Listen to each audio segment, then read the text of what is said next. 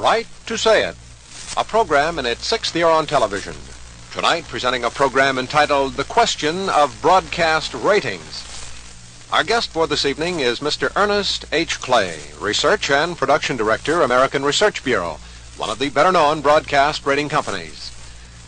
And to question our guest, Terry Turner, television critic for the Chicago Daily News, and Laurent, television radio editor for the Washington Post. Now, here is guest moderator Glen Mills, Assistant Dean of the School of Speech at Northwestern University. Good evening. Recent congressional committee hearings on the business of television audience measurement and rating have aroused a lot of general public interest in this question. What do the ratings mean? Are they genuine or are they fakes? What are we supposed to believe and what aren't we supposed to believe? Is there some funny business going on here, or is this all above board? Well, to help us answer these questions, we have these three knowledgeable men here today whom I should like to have discuss this question, the question of broadcast ratings. Let's begin by asking a gentleman in the business, Mr. Clay, what do we mean by a broadcast rating? Well, Dean, broadly speaking, what we mean by a broadcast rating is the figures which are estimates of the audience tuned to a station or a program. Well, I'd like to ask a couple general questions for the benefit of viewers who are vaguely familiar with ratings. They know ratings in the terms of the top 10, or they know that a show has gotten a rating of 20 or 30. What do you mean, for example, if you would explain to them what a rating of 30 means? Well, when I ask this question, the answer that I usually give is that the 20 or 30 that you speak about, which is, by the way, the most common type of rating, is simply the percentage of the homes that are able to receive a program that watch it. Thus, if your top program in Chicago gets a rating of 30, this would mean that 30% of the homes with TV in the Chicago area were watching the program. Well, the second question, obviously, is where do you get this figure of 30%? Who tells you? How do you operate to find the statistic? Well, there are a great many different means for measuring television audiences. ARB employs primarily the diary technique. Now, this is a term we use to describe a method that entails calling up families, asking them to participate in your survey, and then sending them a little booklet which we call the diary. And this is a form in which they keep a record for a full week of their viewing. These are then returned to us, and it is from these that we tabulate our results. How many will you ask, Mr. Clay, in a city the size of Chicago, for example, how many people will you ask to fill out the little booklets? Well, in the case of our latest Chicago report, we actually had 458 families who cooperated and did return these. In order to get that, we have to ask in the neighborhood, in this case of around 900 families, to cooperate. Now, I have the ultimate question that is always asked me when we get into a discussion of ratings, and I will pass it on to you. How can 458 people in Chicago tell you what 2 million television homes are watching? Well, I like to quote Jim Seiler on this. Jim has a very nice response. This is your boss? That's right, excuse me. Jim Seiler. His response on this, in regard to small samples, generally goes this way. If you feel that a small sample is inadequate to measure a large total, remember this the next time you have a blood test. Now, don't go too far there, Henry. We're right into the area called scientism the minute we hit this. We go from a fixed situation where you can control other factors. We jump into human behavior, where we multiply, I gather from the testimony before the committee, by about 7 million the number of variables available to us, and they're not the same thing at all. They are not comparable, really, are they? It's a good, quick answer, I'll grant you. And Jim uses it that way, I'll grant you that. But it really isn't a definitive test, is it? Well, your answer, I would answer you this way. It is certainly, like all analogies, false. Thank you. Because they are such. It is simply a means of illustrating the concept which does underlie both of these, and that is the concept of probability theory. This What's is the plus and minus factor of error there? How big is the margin for error in projecting from, let's say, 400 homes to the 2 million people, 460 homes to the 2 million people in Chicago? How big could your error be there? When you say a 30 rating, it could be as small as how much and as big as how much? right. Well, this I can get very easily from the back of our report here. For instance, let's take this program we spoke of, which may get a 30 rating. Yes. Now, with this sample size of 458, which was the one for this report, I quote that correctly, yes, we would get, for a rating of 30, about, we would say, with 95% chance of being correct, that rating fell between 26 and 34.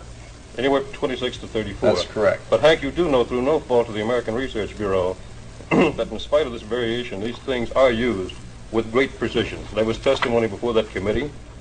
If the cost was $2.96 per thousand, that was all right. If it got up to $4 to $3, an increase of 6 cents dropped the program. It no longer is a good sales vehicle. Well, certainly, the way these things are used, each individual user of ratings has his own means, I'm certain, of using them. Insofar as the degree of precision, I'd like to say this point, which I think is often missed, that when you are buying, even though you have a range of error, and by the way, let me emphasize that statistical error is not the only error we're dealing with in these reports. I quite agree with you. There are other, such as the non-response, people who don't cooperate, that type of error. But statistically, if you consistently make your choice on the actual reported figure, this is known in statistics as the best guess figure. Well, it was the guess I was trying to get in there as opposed to the precision. There is a body of people in the television industry who do use these figures with great precision. When I have raised the question about it being a guess, they turn and look at me as though I were insane and say, "Are you kidding? This is scientific." Well, the fact, of course, is it is scientific, but it is still a guess. Mr. Clay, I'd like, in what way is it scientific? Let's assume, just for the sake of the following question, that the 450 people can give a reasonable definition of what 2 million people are doing. Assuming that, how were the 450 selected? Where did they come from? Who picked them? Do they represent the entire population, or do they represent everybody that lives on one particular side of town? How do you, as a researcher, making your survey, decide which 450 people are going to be involved? Well, the ARB employs sampling from telephone directories. Now, the reason we do this is because telephone directories as such are the most current and up-to-date listing of families. They also encompass, in the Chicago area and most areas of the country, a very high proportion of all the families. So our system for measuring, taking Chicago as the example again, would be first of all to define a geographic area wherein the television stations that are located in Chicago have an audience. This is called the universe, I believe? This is correct. Well, in Chicago, for example, our stations reach over into Indiana and southern Illinois, Wisconsin, and over into Michigan. That's quite correct. So you're going to check people in all that area, is that correct? That is correct. And what we do then is we essentially draw a number of what we call sampling points in each county throughout this defined area. And these are drawn proportionate to the number of homes in each one of these counties. And then we sample, we send out the diaries, we endeavor to get... Now, wait a minute, I'm confused already. You've got the telephone directory in front of you. Now, do you just reach in and say, let's grab 20 people from this page and 20 people from this page, or how do you... you're just picking them at random out of the telephone directory, Right. Is that correct? I'm afraid that I tend to lapse into our lingo in the research business.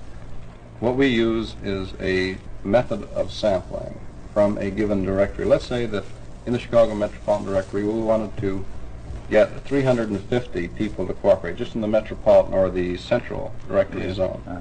What we would do is estimate how many different columns we would have to go through in this directory. We'd take the total number of columns in the directory divided by 350. And then we would randomly draw a line of type, which is counted from the top of a column. And then every one, let's say every 10th column, would give us 350. We would go through every 10th column then, looking at the line that we randomly selected and say, this is a person who belongs in our sample. This is known as systematic selection. So systematic selection gives absolutely no recourse to the people who represent other segments of this society. The point I'm making is you have not, as a researcher, said we will pick a sampling to represent the population exactly as it is. There are so many people with certain income levels. There are so many people who live in the suburbs, so many people live in the city, so many people with certain educational levels. But you're not taking that into consideration. You're just picking numbers out of a telephone directory. There I'd have to disagree with you. We are exactly taking that into consideration. Well, even if we grant you that, Hank, and I'm willing to grant you I'm not that, willing to start out grant with a it. random Wait selection. a minute. I'm not willing to grant that. How is it Maybe I can a clarify that cross-section? briefly. The figures you speak of, such as income, ethnic origin, things of this nature, it's very difficult, number one, to get precise current figures on these. And what you are referring to is a stratified sample or a quota sample. We say we want so many high income, so many low income, Yes, so medium income. And education. Or education, any one of these other factors. With random selection, which is a form of random sampling or systematic selection, you automatically pick these up if you have conducted this systematic selection in the proportions that they exist within the frame, the list of families you draw your sample from. You hope. In other words, these things automatically, you pick them up again, plus and minus sampling variance. Before you go too far there, though, Hank, what happens when these people start returning your diaries with no thanks? Then what becomes of this random sample supposedly picked to represent this entire universe perfectly? Now what becomes of it? You had to tap how many people to get 458? Roughly 900. 900. That's correct. What happened to your random selection now in the loss here? Well, what happens, as you point out, is that these people send it back to you and essentially say nuts. Are we Or they fairly- don't even send it Are we back. fairly safe then in saying what the report would most accurately represent is the viewing patterns of those people who are willing to keep diaries? Yes. You would be Isn't it say, limited most to that? accurate in saying that? Would I not be most accurate in having that description? I think what he means is, might this possibly represent different sorts of television viewing tastes? Might there not be some correlation between a willingness or unwillingness to cooperate and certain tastes? That's right. in People who viewing? don't Yes. want the thing in their house may watch something else than people who do take This the, is quite true, and this is one of the biggest problem areas where we and other rating companies have devoted a considerable amount of research. Now, But you do change your sample regularly. we do. We are one of the companies who uses a fresh sample each Yes. time we run a Now, study. as a man in the ratings business, the largest ratings business in the world, I'm told, is the A.C. Nielsen Company. Its national sample comes off 1,200, usually about 1,000 operating odometers, and I gather this is a fixed sample. What happens to a fixed sample as opposed to one that changes with each time you make a survey? Well, I don't ask you to address this to the A.C. Nielsen Company. I ask you to address this to the problem of the fixed sample. in the area of fixed sample, you have advantages and you have disadvantages. And the same thing is true of the non-fixed sample. Let me just first say the fixed sample gives you these advantages. That when a change occurs and you're measuring the same families, the change is more significant than if you're using different families. And the reason for this is a change is a real change. It's not a chance probability change. Is this not, again, an accurate reflection of those people who are willing to have odometers in their homes? In that respect, and I wish I could clean that one up, I'll get back to it in a minute. Certainly in the case of any kind of survey, the only absolute fact you can say is that I have here a record that these people have given me, and even the veracity of that may be subject to question. I know that people who keep diaries and such things tell me that they sometimes forget to fill them out for a while, and they fill them in at the last minute in what they might like to have watched sometimes, and they sometimes fill them out to reflect viewing patterns they wish that they had. They do it in surveys about what books are you reading lately, don't they? Yes, we have a great deal of information, I think, from various things on this kind of data. People won't tell you the truth is a problem. You mean everybody's proud of watching Beverly Hillbillies? Well, let's say there are sufficient people who are proud of it to let their wishes Well, if I were come going out. to falsify a book, I'd put in the best possible cultural shows that had discussion groups and so forth. That wouldn't be putting Not in if you Beverly disliked Hills. that kind of programming, you That's wouldn't, Terry. true, that's If true. you objected to that kind of programming, even if you saw it, you'd leave it out. It's And I interesting. think there is some evidence that people in lower educated, lower income groups have some kind of resentment against these educated kind of programs, and even if they were trapped into looking at one by, let's say, a high school senior in the house, they might not register this. Well, I think what you've shown here is that when you select your people, some of them are going to take the book, some aren't. some of them are going to fill it out, and some aren't. And you've got 450 who've returned it for Chicago, and you just looked up something that showed that the rating would vary from 26 to 30. Well, this particular show here, being a discussion 26 to show, 34, Terry. this show here, being a discussion show on scheduled in certain time periods throughout the country, one particular area is up against a very, very popular network show. And in Chicago, for example, this show is lucky to get a rating of 1 or 2. By taking what you've got, your variance, I think you called it, this show either has no audience, and we're wasting our time, or it has twice the audience that we think it's got, based on the book alone.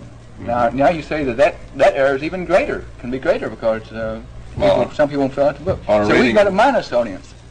Well, on a rating of 1 or 2, it could be down close to 0. By the way, probability theory doesn't allow you to go into minus numbers. Maybe somebody's calling and asking them to turn off the show. I think, what's the polite way for saying minus 0.2 minus? There are all sorts of different symbols.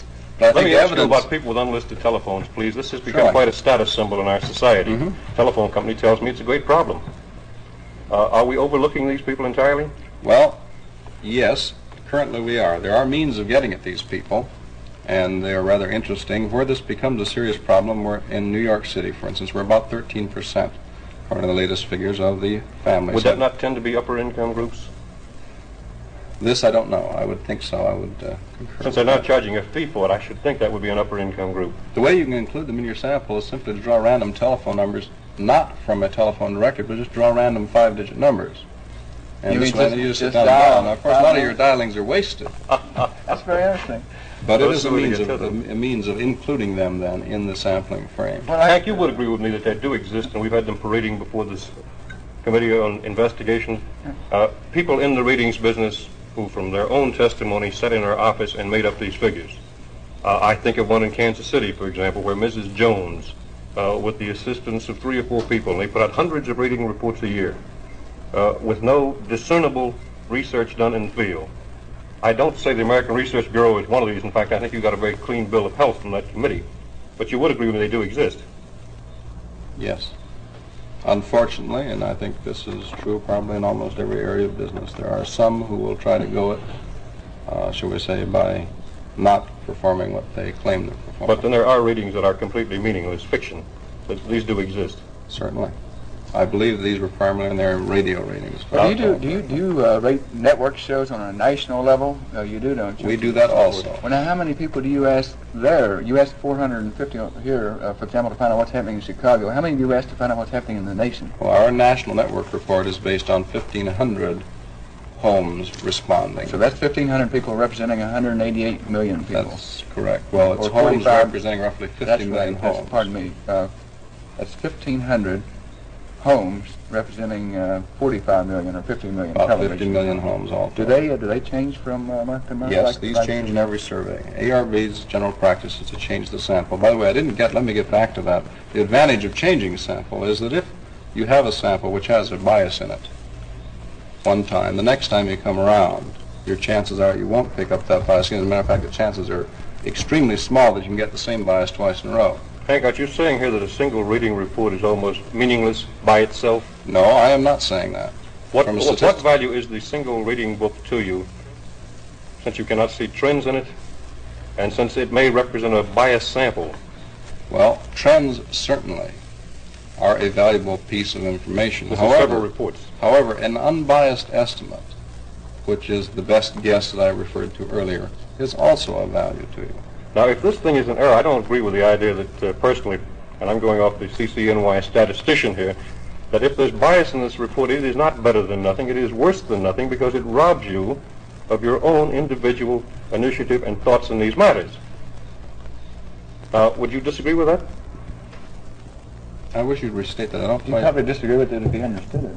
I think you probably would. Dr. Arkin of the Yes. City College of New York Bureau of Statistics did not accept the argument put forth by many people from rating services that a report by itself, a single report, reflecting any kind of bias that might be in there, they said it was better than nothing.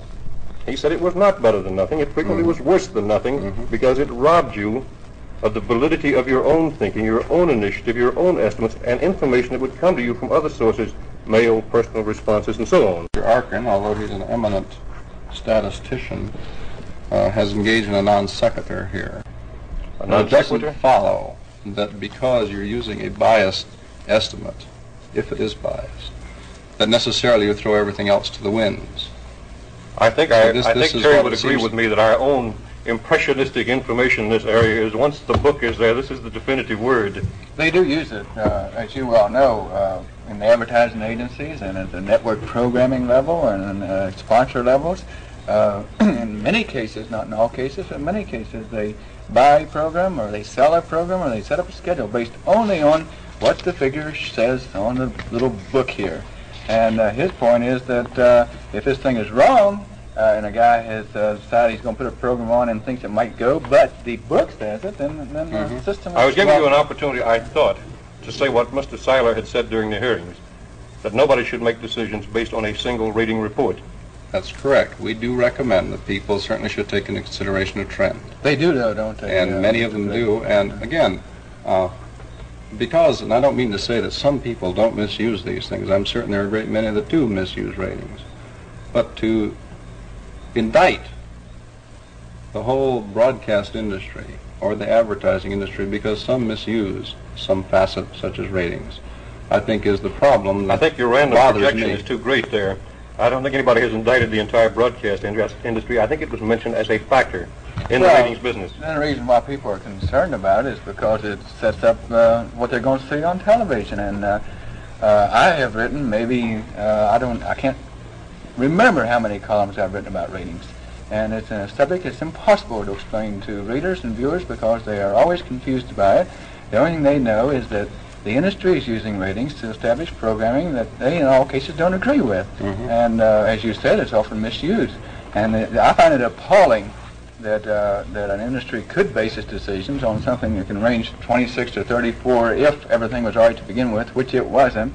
And I think the figures shown in Washington at the hearing was that one point on a network level could mean, what was it, right? $10 million, $1 million in revenue, some ridiculous. $100,000 per rating point, I believe, was one of the things they mentioned. Well, see, again, they're gauging and picking out extremes. And I think it would be helpful if we had Mr. Laurent describe his experiences at the recent congressional hearings. I think we have talked around this point. Many of our viewers may not know that when these hearings were and what all came up. Well, I try not to give you a very long answer, Gene Mills. Congress has been interested in this problem for at least 5 years.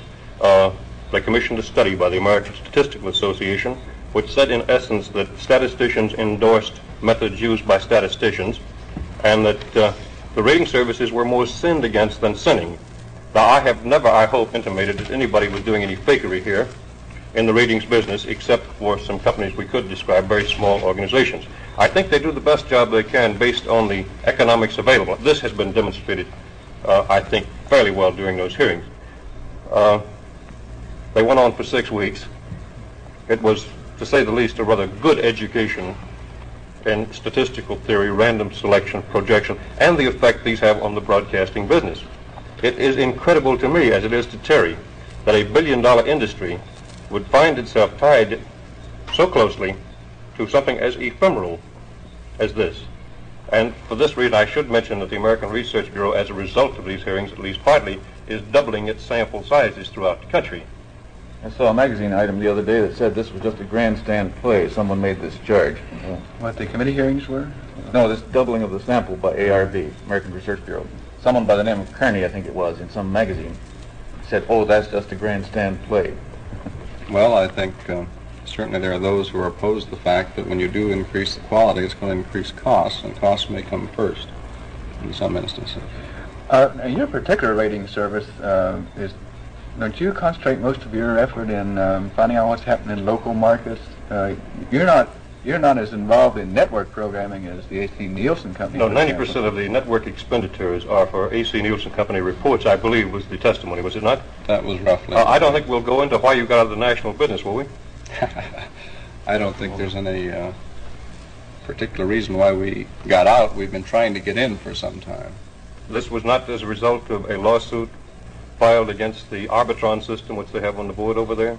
No, as a matter of fact, that ARBitron system has quite some time ago been settled. What's an ARBitron?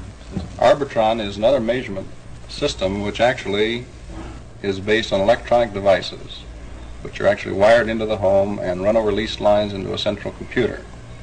And if they shoot the board, I don't know if they want to get the picture of these homes are wired into this reporting board, and the lights will light up opposite each station in proportion to the audience tuned to that station. This is currently in use only in New York. You mean if I want to find out what the ratings are, I can look at those little lines and see lights flashing? Terry, it was known in the trade in the days when it was running as instant ulcers. Instant You ulcers. could stand and look at the board and watch this 300 sample in New York, tune in and out, for example. Well, if one of those lights burned out, wouldn't that mean that maybe a series could be canceled for the whole year? And 3 people thrown out of work in Hollywood, 3 in New York, and I think you would address your question to him and not wiped me. out. One little 5-cent light is burned out.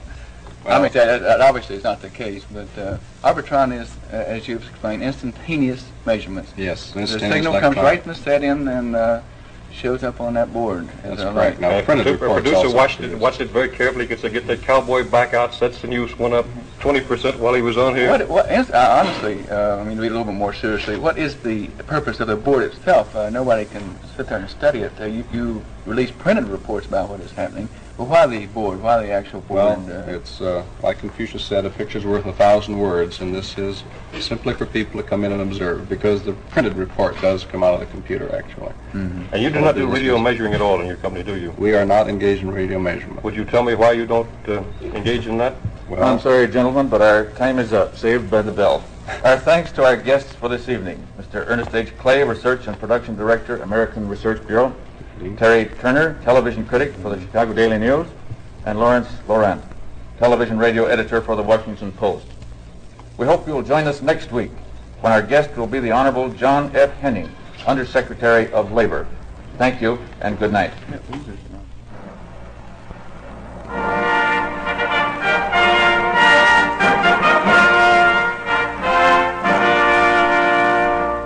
I disapprove of what you say, but I will defend to the death your right to say it. Your Right to Say It. A program in its 6th year on television is a presentation of Northwestern University and WGN Public Affairs. Guest moderator was Glen Mills, Assistant Dean of the School of Speech, Northwestern University. Your Right to Say It is produced and directed by Robert W. Thomas and J.R. Gregoris. George Bauer speaking.